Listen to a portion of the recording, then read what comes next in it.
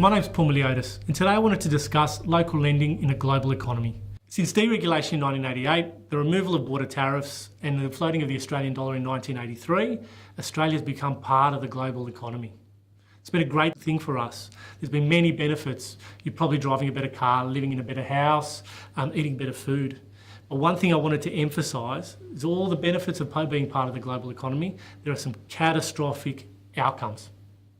We don't have to think too far back in the recent past to remember the global financial crisis. Within 6 months, if you had a variable mortgage, your differential in your rate went down by 3.85% within 6 months. If the reverse happened right now, how would you be feeling? If that doesn't ring alarm bells, I don't think anything will. We need to understand that the local economy and us are part of the global economy, and the global economy matters. It's not good enough for us to be getting our information just from the RBA announcements that occur on the first Tuesday of every month. It's just not good enough. At Oasis, we pride ourselves on knowing what's going on. We study the money markets of the world and try to understand the hazards that may come. What are the risks, for example, if the Chinese banking system, the shadow banking system, fails? What are the risks of the Federal Reserve tapering and eventually stopping quantitative easing?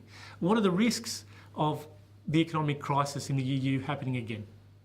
You need to understand that overseas factors are key to understanding our local market. Let's go back to local, for example. When you go into a bank and you ANZ, CBA or any of the majors, you may think that all their money is sourced domestically. That's not the case. They're getting part of their money from overseas sources. That should tell you in itself that if something happens overseas, it will affect us here.